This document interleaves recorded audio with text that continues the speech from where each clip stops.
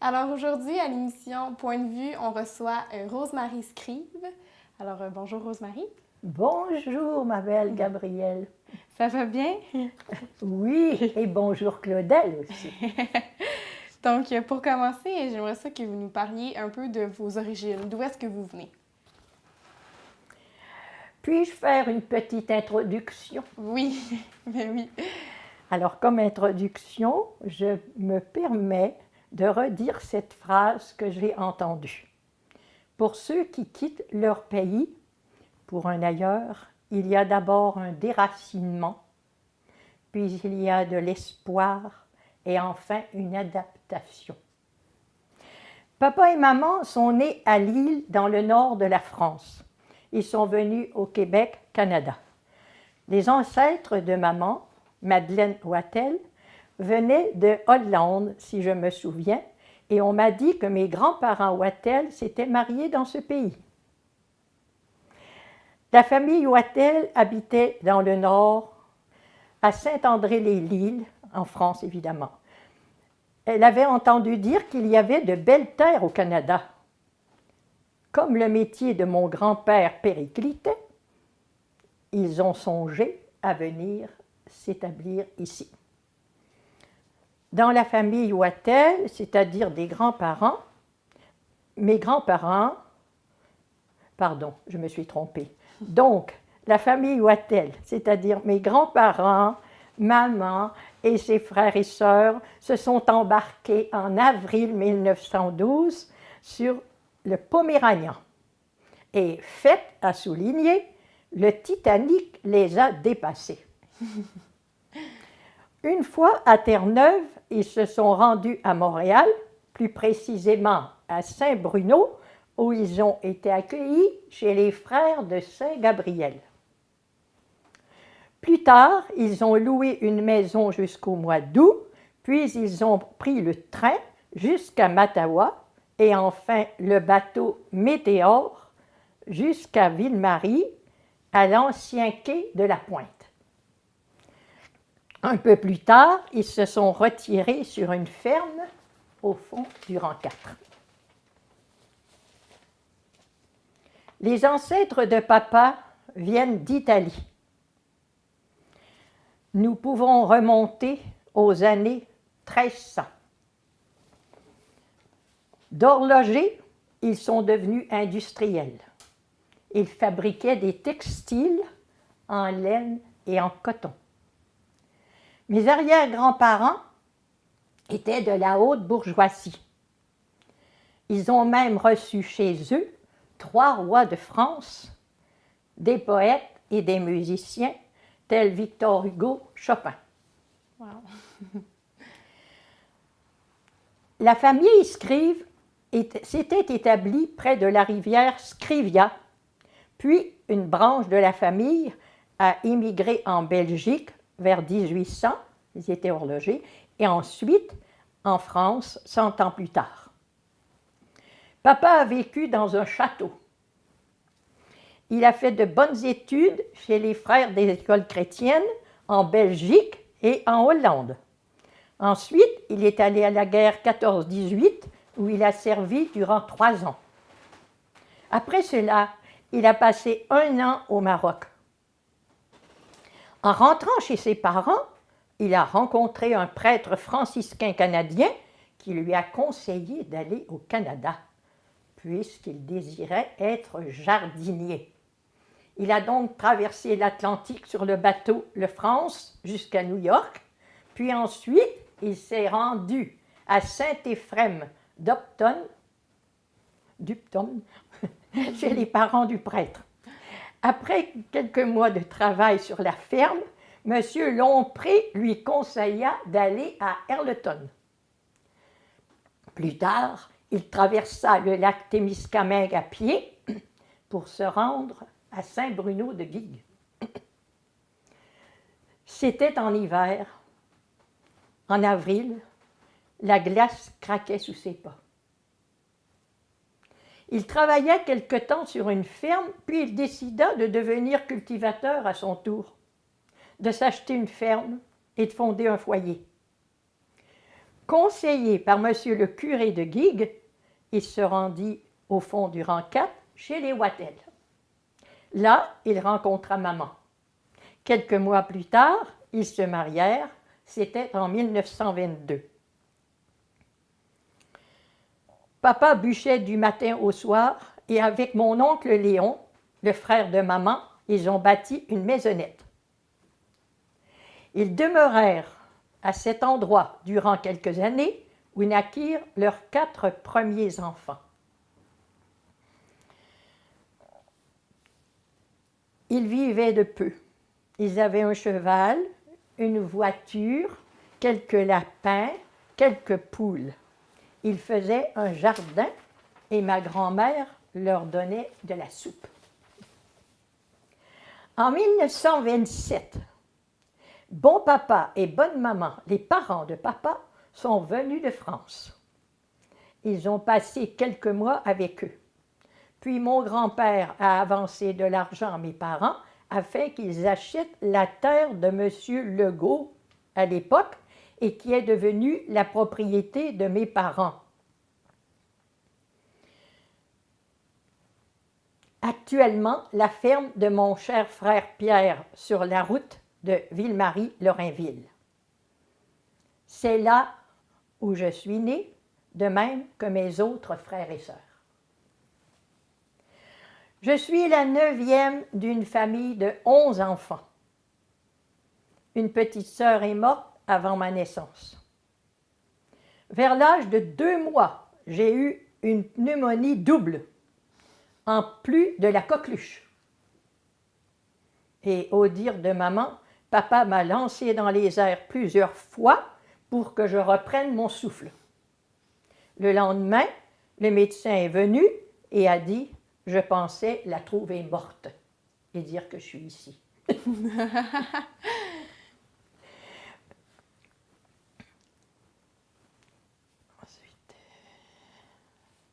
Puis j'ai grandi. Quand j'ai eu 5 ans, je me souviendrai toujours du beau Noël. C'était avant la guerre. Chacun de nous avait reçu un cadeau.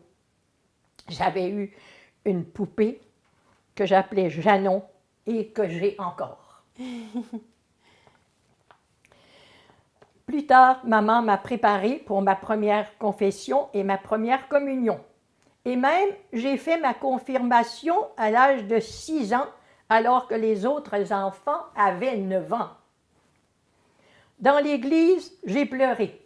Et le père Lambert a dit « Va t'asseoir à côté de ta sœur Marguerite. » À propos, j'ai gardé une belle lettre du père Lambert, car j'étais devenue sa petite apôtre. À la maison, maman et ma sœur Marguerite m'ont enseigné à lire et à écrire. Alors, en entrant à l'école à l'âge de 7 ans, je suis passée en 2e année. Autrefois, il n'y avait pas de maternelle et puis de préparatoire et de tout ce qu'on veut. Encore là, j'ai pleuré, car j'étais placée à côté de quelques élèves que je connaissais très peu. Alors l'institutrice, mademoiselle Alice de Sureau, m'a placée à côté de ma sœur Marguerite. Vous voyez, comme le dit une chanson, « Mes seules armes, ce sont mes larmes. » L'école était en face de la maison. Parfois même, en entendant sonner la cloche, nous prenions une course pour aller nous mettre en rang devant la porte d'entrée. Puis c'était le silence. Dans la classe, il y avait plusieurs divisions, de la 1re à la 7e année, parfois plus, la 8e et la 9e. Nous récitions la prière du matin, même parfois en latin, sur des bancs de bois à genoux. Puis nous chantions un cantique. Tandis qu'au début de l'après-midi, nous récitions le chapelet et nous chantions une chanson, le plus souvent tirée du livre La bonne chanson. Le matin, c'était la leçon de catéchisme. L'hiver, Nous gardions parfois notre manteau et nous nous tenions près du poêle à bois. Tour à tour, par division, nous allions réciter nos leçons près du bureau de l'institutrice. Un peu plus tard, c'était la dictée, puis les leçons de grammaire, d'arithmétique, d'histoire et de géographie.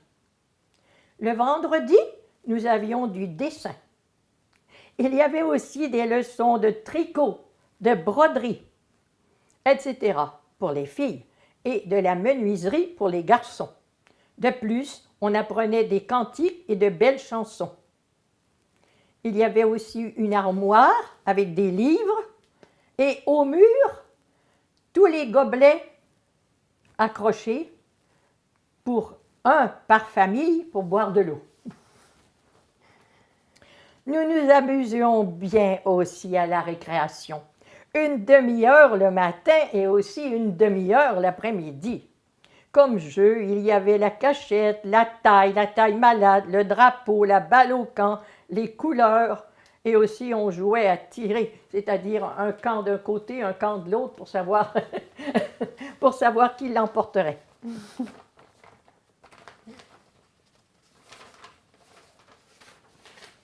En rentrant à la maison, nous avions des devoirs à faire. L'institutrice les corrigeait le lendemain et aussi des leçons à apprendre.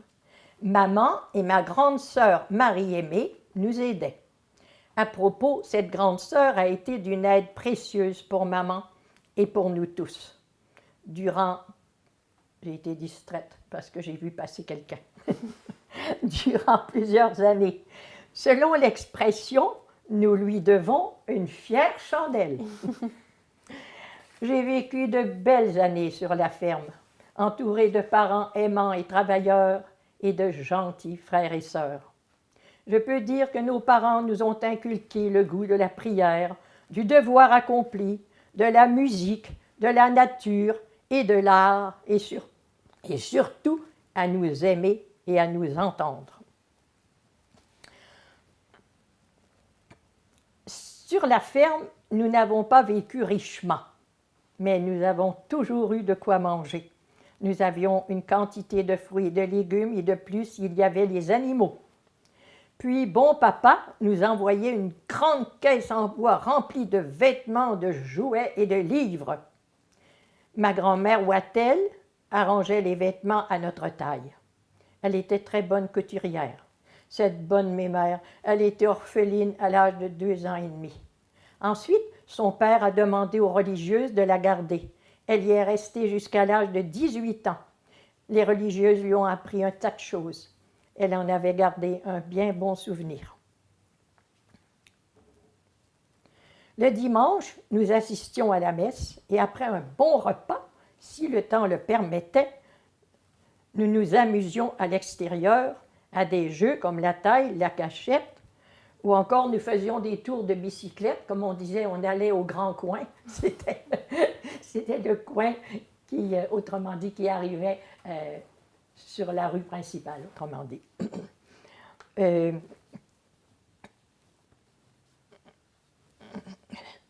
Parfois, nous allions dans la grange et nous sautions dans le foin.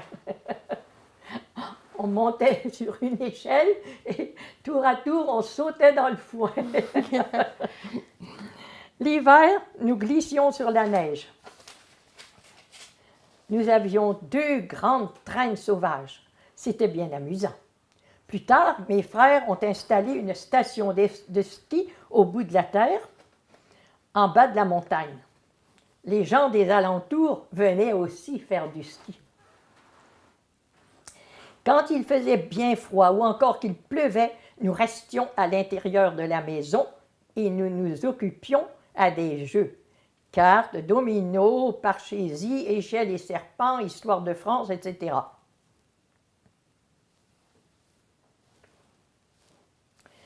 Maman jouait très bien du piano. Elle lisait bien facilement la musique. Et de plus, je crois qu'elle avait l'oreille absolue, ce qui est rare. Toute la famille chantait. De plus, mes frères Georges, Olivier, Pierre, ainsi que moi-même, nous avons fait partie de la chorale paroissiale. Mon père aussi chantait et il récitait des poésies. Par exemple, les chants désespérés sont les chants les plus beaux, et j'en sais d'immortels qui sont de purs sanglots. L'astre brillant du jour, se couchant dans sa gloire, descend avec lenteur de son char de victoire. L'homme est un apprenti, la douleur est son maître, et nul ne se connaît tant qu'il n'a pas souffert. C'est très joli. Il avait un très beau potager. Il aimait beaucoup cultiver des légumes. Maman s'occupait des fleurs. Elle avait un jardin magnifique. Durant les vacances, il y avait beaucoup à faire sur la ferme. Les foins, les grains, et aussi s'occuper des animaux. Nous avions des chevaux, des vaches, des chèvres, des porcs, des poules, des lapins, des chiens, des chats. Nous allions aussi à la cueillette des framboises et des bleuets, parfois aux petites fraises des champs. À propos, je dirais que c'est merveilleux de vivre sur une ferme, entouré d'une belle famille, d'une nature magnifique, de plusieurs animaux, de silence et de liberté. Quelle chance! Nous avions un grand moulin à vent pas très loin dans le champ. Il fallait de temps en temps aller l'ouvrir ou encore le fermer. Nous avions aussi une grande glacière près de la maison. Mes frères allaient chercher de gros blocs de glace sur le lac. Ensuite, ils les déposaient dans du brandy. Au printemps, ils entaillaient les érables. Nous allions chercher l'eau au bout de la terre, parfois à la brunante. Puis ma grande sœur faisait bouillir cette eau pour avoir du bon sirop. Nous avions un pétrin. Maman et ma grande sœur faisaient le pain. Comme cela sentait bon et surtout goûtait bon. Parfois, en rentrant de l'école, maman nous faisait des faluches. C'est-à-dire, elle mettait de la pâte directement sur le poêle et la retournait. Ensuite, puis en la retirant, elle mettait du beurre et de la cassonade.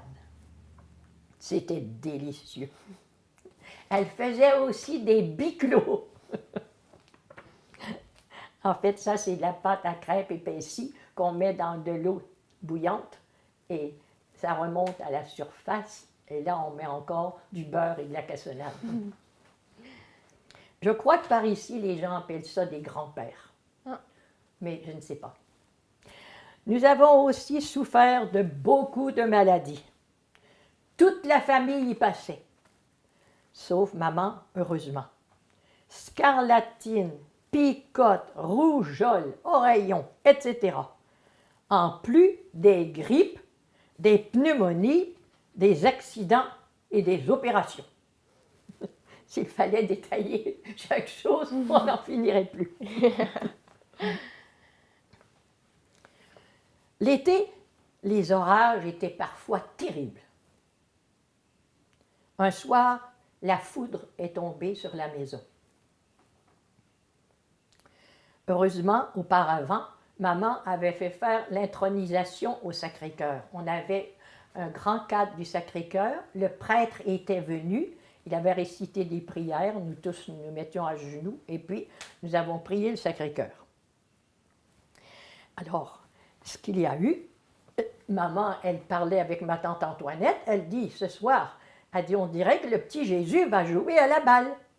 Et ma tante a dit, oh, c'était l'inverse. Ma tante a dit, on dirait que le petit Jésus, oh oui, c'était ça. C'était ça. Maman a dit, on dirait que le petit Jésus va jouer à la balle. Et ma tante a dit, d'abord qu'il ne joue pas trop fort. Et juste à ce moment-là, papa, il a dit, boum, ça y est. Et puis, la foudre est tombée. Ce fut atroce. Oh là là, 13 vitres de la maison ont volé en morceaux.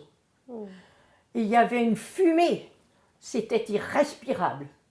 De plus, on était tous devenus sourds. Oh là là là là là là. Enfin, les voisins sont accourus. Ils croyaient que nous étions tous morts. Et le lendemain, mes frères, évidemment, ont remplacé les vitres. Et le soir, ils ont mis des cartons, mais le lendemain, ils ont remplacé les vitres. Et puis, par bonheur, on a pu entendre à nouveau.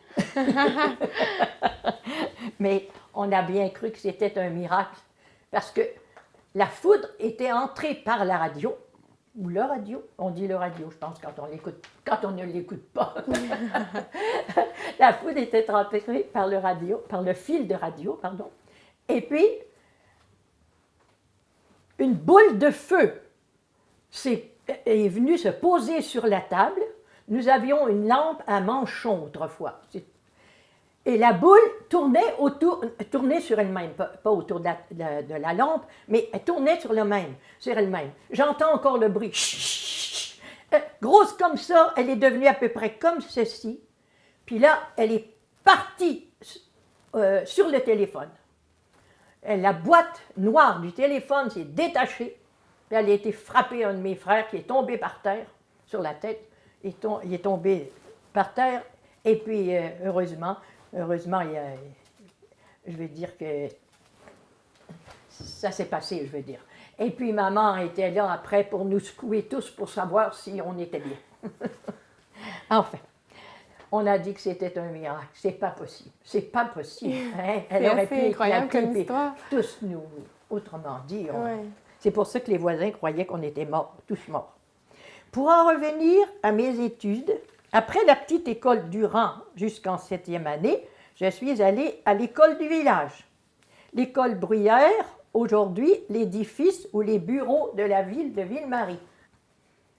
Alors, je suis allée à l'école Bruyère pour ma 8e et ma 9e année. Ensuite, j'ai fait ma 10e année à l'école ménagère.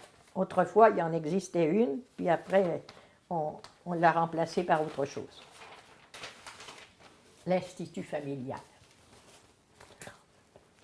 Puis, je suis restée 2 ans à la maison pour aider maman, car ma grande sœur est allée à Rouen agir comme correctrice du journal La Frontière. Durant ces 2 années, nous avons reçu la visite de plusieurs Français, Xavier, Gérard, Louis et Sabine, Jacques. Étant bien accueillis, certains sont restés longtemps. Ils étaient si gentils et ils aidaient sur la ferme. Après ces 2 années, j'ai suivi des cours à l'école normale pour obtenir mon brevet supérieur d'enseignement. Quand il y avait un examen, je demandais à maman de prier pour moi et je réussissais très bien. Plus tard, durant les vacances, j'ai étudié au cégep et j'ai même commencé des études à l'université. J'ai toujours aimé lire, connaître, apprendre, découvrir. On a dit qu'apprendre, c'est la plus belle faculté de l'homme. J'ai enseigné durant 24 ans, dont 2 ans dans une école privée. J'ai fait la classe à Ville-Marie, au rang de la Mine, à Béarn et aussi à Témiscamingue Sud, qu'on disait autrefois, durant 6 ans.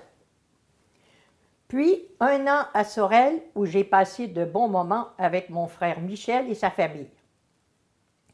Les dernières années, c'était à Ville-Marie en écologie. J'aimais beaucoup cette matière. Par la suite, un élève qui étudiait à Montréal s'est arrêté chez moi et m'a dit qu'on n'en revenait pas qu'il puisse y avoir eu des cours d'écologie à Ville-Marie. C'était un monsieur Paquette. Nous avions des aquariums, des terrariums et aussi des cages pour les animaux. Nous avions des gerbilles, des hamsters.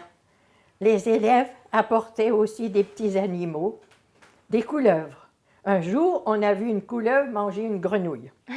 Une autre fois, un élève a soulevé le couvercle d'une cage et les couleuvres sont sorties. Elles se déplaçaient dans le corridor.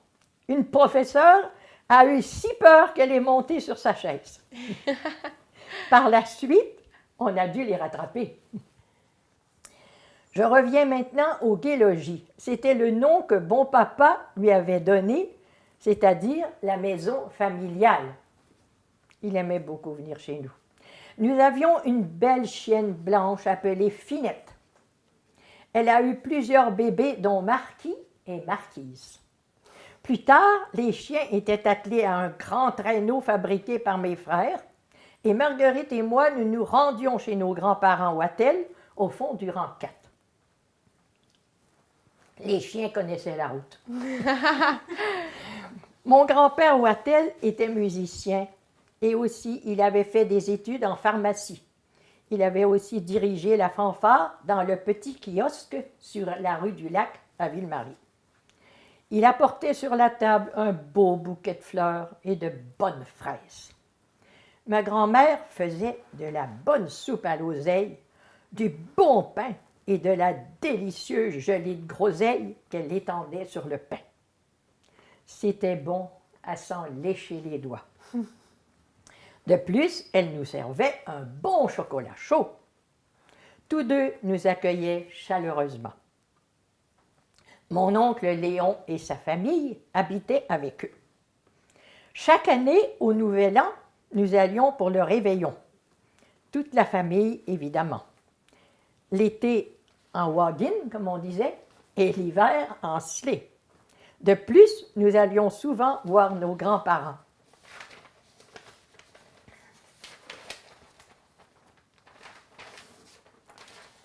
Mon bon papa Scrive est venu 16 fois au Canada. Au début, c'était en bateau et ensuite par avion. C'était une fête pour lui et aussi pour nous, évidemment. En général, il restait 2 mois. Après la guerre 39-45, il est venu avec bonne maman et aussi tante Aline. Mes grands-parents ont passé 4 mois à la maison. Le matin, un de mes frères les conduisait à l'église pour la messe. Je les accompagnais parfois. Le soir, nous jouions tous ensemble au domino. Ma bonne maman était très forte, mais elle prenait du temps. Puis nous, on attendait, on trouvait ça long. Le premier vendredi du mois, nous allions, ma sœur et moi, à l'église à pied. Je me souviens d'une fois où nous sommes revenus, elle, les jambes à moitié gelées, et moi, les pieds. Et maintenant, allons en 1960. Après quelques années d'enseignement, je suis allée en Europe. D'abord en avion, l'Alitalia. J'ai voyagé jusqu'en Italie. J'étais accompagnée de ma nièce et filleule Lida, 3 ans et demi, que son grand-père voulait connaître. Quand je me promenais sur la rue pour aller chercher du pain, les gens disaient « la bella frutte », le beau fruit. Elle était mignonne, jolie comme un cœur, puis dégourdie. Après, ah oui. Alors, bon, à Milan, à propos, quelle magnifique cathédrale, tout en marbre de Carrare. La sœur de mon beau-frère Bruno est venue nous rencontrer. Nous avons pris le train pour Udine et ensuite Santa Catarina, où demeuraient Lionella et son mari Vito. Nous avons été accueillis à bras ouverts. On m'a fait visiter les alentours. Nous sommes allés au bord de la mer. Je suis aussi allée à Padoue et à Venise. J'ai visité 3 petites îles. Plus tard, je me suis rendue à Rome. J'ai logé au couvent des Sœurs du Précieux Sang. C'était des religieuses canadiennes. Là, j'ai rencontré des personnes avec lesquelles je suis allée au Vatican pour une audience papale avec le Saint-Pape Jean XXIII. Puis nous avons visité la chapelle Sixtine, ensuite la catacombe Sainte-Priscille, les fontaines de Tivoli, les principales églises, Saint-Pierre de Rome, Sainte-Marie-Majeure, Saint-Paul-hors-les-Murs, Saint-Jean-de-Latran. Un soir, nous sommes allés voir un opéra, La Traviata de Verdi. C'était extraordinaire. Un autre jour, avec une religieuse et 2 jeunes filles canadiennes, nous sommes allés en auto à un sanctuaire. De plus, avec une demoiselle d'Amos, parce qu'il y avait des Canadiennes là, puis des Français, puis il y avait... Enfin, C'est quand même comique. c'est merveilleux, c'est merveilleux. Avec une demoiselle d'Amos, je suis allée à Assise en car, parce que je voulais absolument aller à l'endroit où Saint François avait vécu. Et plus tard, à Naples, Sorrente, Capri et Anacapri. Après toutes ces visites, je me suis rendue en train à Paris où Philippe m'attendait. C'est mon frère. J'ai passé la journée chez lui et le lendemain, j'ai repris le train pour Lille car mon oncle et parrain Louis m'attendaient. Nous sommes partis pour Lourdes en belle déesse, très confortable. En cours de route, nous avons visité des villes intéressantes. Enfin, nous sommes arrivés dans cette cité mariale où nous avons participé à plusieurs cérémonies religieuses, entre autres la procession au flambeau. Ces jours ne peuvent s'oublier. En revenant, j'ai passé quelques jours chez mon parrain et ensuite chez tante Aline et l'oncle Georges, où je suis restée quelques mois. J'ai aussi été invitée chez tante Zulmé, c'était une cousine de ma mère, qui m'a reçue d'abord en Belgique et puis en Alsace. Oh, c'était merveilleux, il y avait un petit chalet dans la montagne. Oh. Enfin. Avec tante Aline, je suis aussi allée en Espagne. Nous avons traversé toute la France. Nous avons passé 3 semaines de vacances, puis nous sommes rentrés à Lille, où je suis restée encore quelque temps avant de prendre le train pour Paris, où je suis restée plusieurs jours chez Philippe. À ce moment-là, lui et sa famille s'installaient à Fontenay-aux-Roses, où ils habitent toujours. Avec Philippe, je suis allée à Versailles, au Mont Saint-Michel. Nous avons visité une exposition. Nous sommes allés au Châtelet voir une pièce de théâtre. Enfin, j'ai été très heureuse de passer ces bons moments avec lui et sa famille. Mais toute chose a une fin. Philippe est venu me reconduire au Havre, où je me suis embarquée pour revenir au Canada. C'était en novembre. Nous avons subi une très grosse tempête. Au lieu de 8 jours, nous avons pris 12 jours, c'est-à-dire nous sommes sortis du bateau le 12e jour. On s'apprêtait à lancer un SOS. Les vagues montaient à une hauteur considérable. C'est comme si on était une petite coque de noix, on voyait les vagues à des hautes... Oh, c'était pas possible presque. Et un jour, le bateau n'a pas avancé d'un nœud, c'était grave, on s'apprêtait à lancer un SOS. Par bonheur, la mer s'est calmée. Mais avant cela, les vagues montaient à une hauteur considérable. C'est ce que j'ai dit, nous étions secoués comme une coquille de noix. Et puis, ma sœur, elle a téléphoné au port de Montréal et elle a dit, qu'est-ce qu'il advient? Ils ont dit, on ne sait pas trop, ils sont perdus dans la tempête. Oh là là. Ensuite, puis en arrivant à Montréal, j'ai passé quelques jours chez ma sœur Marguerite, puis des cousins m'ont emmené à Ottawa pour revoir mon cher frère Jean-Marie qui étudiait à cet endroit. Enfin, j'ai voyagé en train jusqu'à Ville-Marie. Quel bonheur de revoir mes parents et la famille. J'ai continué à enseigner et en 1962, mon frère Pierre s'est marié. Il a repris la ferme et mes parents ont déménagé à La Pointe pour quelques mois. Puis ils ont acheté la maison 25 rue Notre-Dame, près du lac où j'habite présentement. C'est un coin merveilleux et je suis très heureuse. Mon père cultivait un très grand jardin. Il avait un jardin avec des légumes et des fruits. Il avait aussi planté des caraganas, des chèvrefeuilles, des pruniers, des cassissiers, des framboisiers, etc. Maman s'occupait de l'intérieur. Elle faisait des conserves. Elle recevait mes frères et sœurs qui avaient quitté le foyer pour en fonder un à leur tour. J'enseignais, mais je restais avec eux. Et il va sans dire que j'aidais les fins de semaine. En 1967, ma si chère maman est décédée, après 16 jours dans le coma à l'hôpital de Ville-Marie. Ce fut pour nous tous un choc terrible. Mais comme nous sommes croyants, nous savons qu'elle est bien maintenant près du bon Dieu, et c'est notre consolation. Un peu plus tard, papa s'est remarié avec une demoiselle du lac Saint-Jean, Marianne Lavoie. Elle a été une compagne idéale pour papa et comme une grande sœur pour nous tous. Papa me disait, c'est ta mère qui a prié pour moi afin que je trouve quelqu'un de bien.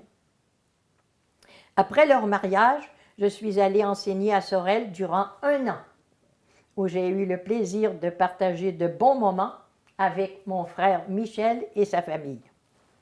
En juin, je suis revenue. Et comme les locataires d'à côté partaient, j'ai demandé pour avoir l'appartement où j'ai vécu pendant une bonne quinzaine d'années près de papa et de Marianne. Papa cultivait son jardin, faisait beaucoup d'exercices de piété. Il avait déjà fait de nombreux dessins au crayon de plomb. Alors, voyant son talent, je lui ai acheté une boîte de peinture à l'huile et des pinceaux. Alors, il s'est mis à peindre une quantité de toiles, lesquelles, en 2011, ont été exposées à la Galerie du Rift. Je lui avais dit, pour être un véritable artiste, il faudrait que tu en fasses 1000. Alors, il se dépêchait. En général, il en faisait 5 ou 6 par jour sur la table de la cuisine. Marianne lui mettait un grand tablier. Mais il est allé jusqu'à 10. Ah, ce cher papa. Philippe a quelques toiles chez lui. Un artiste japonais les a vues. Il a dit qu'on devrait faire une grande exposition, car lui-même les appréciait beaucoup. Ce cher papa, Marianne, le servait avec beaucoup d'attention. Mon père est décédé en décembre 1983. Il avait donné la maison à Marianne. Mais ma belle-mère, désirant retourner au lac Saint-Jean près des siens, m'a offert la maison à bas prix. Par la suite, je lui ai écrit et aussi téléphoné. Elle est décédée en 2004. En plus de mon premier et si beau voyage en Europe, j'ai fait aussi d'autres voyages. Je suis allée au Mexique. C'était, si je me souviens, en 1979. Il y a eu un tremblement de terre. Franchement. Je m'en sors toujours. Oui, c'est ça l'important. Oh là là là là. La guide venait de nous donner des instructions, entre autres, ne pas boire l'eau, ne pas faire ceci, cela, en tout cas.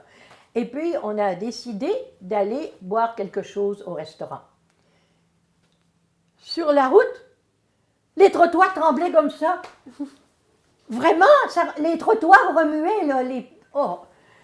J'ai dit, qu'est-ce qui se passe? Mais ils ont dit, c'est un tremblement de terre. Oh là là là. En tout cas, heureusement, j'avais une chambre à un endroit et puis j'étais allée me promener au bord de l'eau et avec un sac, mes clés et des Kleenex en tout cas, et deux petits bonshommes ont volé mon sac. Alors je suis revenue à l'hôtel et j'ai dit, je n'ai plus de clés. Bien, ils ont dit, c'est rien, on va vous en donner d'autres. Oh non, j'ai dit, je n'accepte pas ces clés-là parce qu'on ne sait jamais ce qui peut se produire. Alors, ils m'ont donné une autre chambre, mais toute la nuit, je crois que c'est pas 24 coups, des tremblements toute la nuit, c'était terrible. Ça diminuait toujours, mais au début, c'était très fort. Alors, je suis allée au Mexique. J'ai visité aussi, évidemment, un peu Acapulco et aussi Mexico. Un jour, on a pris un car, puis on est allé aussi visiter Mexico. C'est très beau. Et plus tard, je suis allée en Grèce et en Israël. Ça, je le conseille à tout le monde. C'est extraordinaire, mon Dieu. En Grèce, une belle croisière sur la Méditerranée et voir toutes ces îles, oh là là. Et en Israël, évidemment, c'est un lieu de piété, hein, un lieu, on sait que Jésus est passé là et tout ça. Alors, je dis, heureux qui comme Ulysse, ça fait un beau voyage. Je me suis rendue plusieurs fois en Floride pour quelques jours de vacances. 3 fois avec ma sœur en novembre. Le temps était idéal. À ce moment-là, les 3 premières semaines de novembre, c'était extraordinaire. Georges et Huguette étaient là, ils passaient l'hiver. Pendant plus de 5 ans, j'ai aussi accompagné une de mes tantes. Nous avons vécu à Paris, à Cannes, à Montréal, puis aussi en Vendée, et durant l'été, à Ville-Marie. J'aimais beaucoup ma tante Thérèse, la sœur de papa. Elle a été très généreuse envers moi. Un peu plus tard, j'ai gardé durant 4 mois une petite nièce qui s'appelait Audrey, que tes parents ont connue. Oui. Ton père était gentil, il la faisait asseoir à côté de lui dans son camion pour aller à l'école. Oui. Alors, ses parents avaient eu un accident de voiture. Ils avaient perdu leur petit garçon. Puis ensuite, leur bébé de 4 mois a eu un cancer. Les parents étaient épuisés.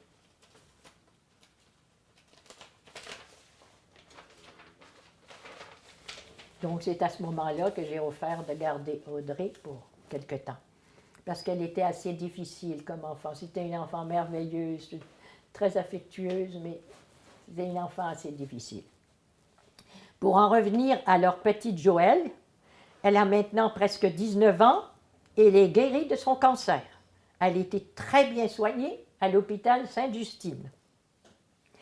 J'ai eu aussi beaucoup de problèmes avec mes yeux. 5 opérations, décollement de la rétine, cataracte, plus une autre opération pour corriger à nouveau. De plus, je vois le spécialiste. Avant, c'était tous les ans, maintenant, c'est tous les 2 ans, à Montréal.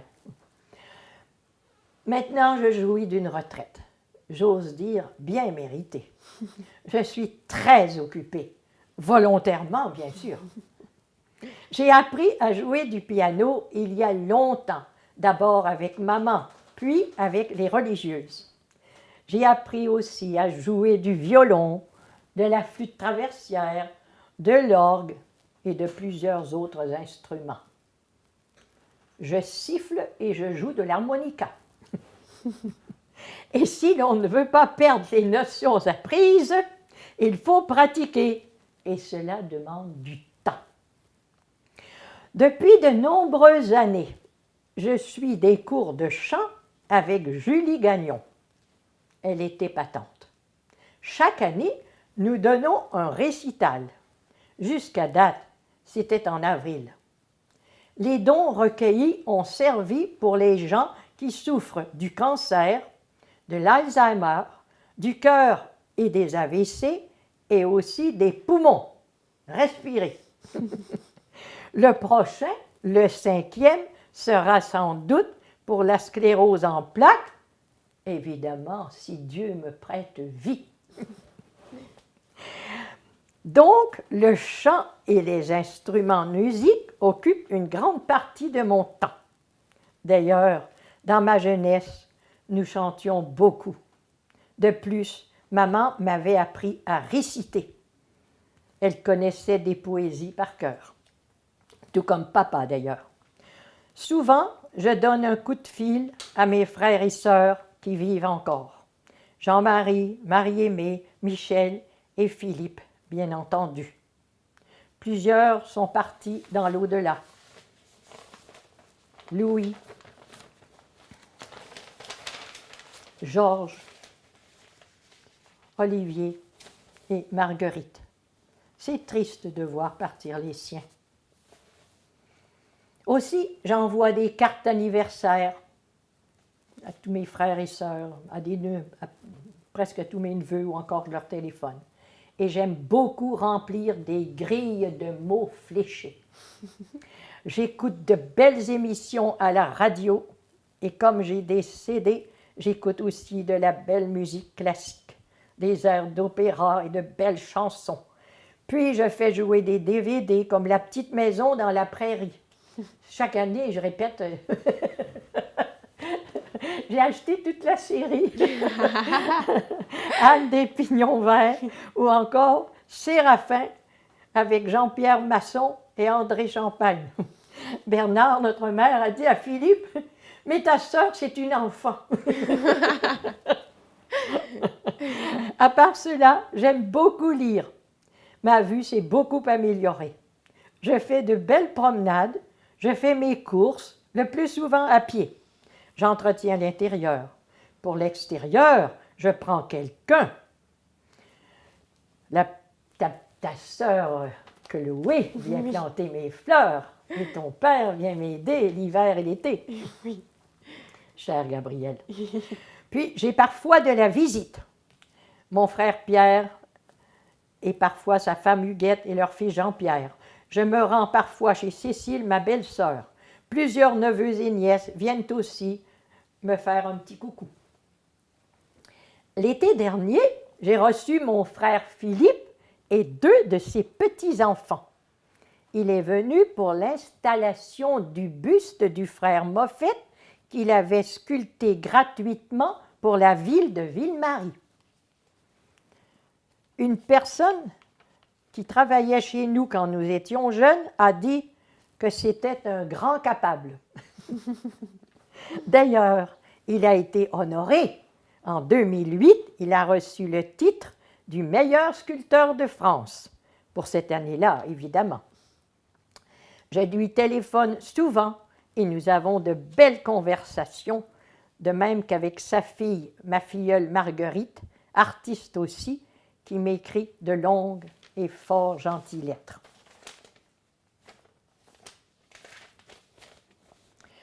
On m'a demandé de dire qui j'étais.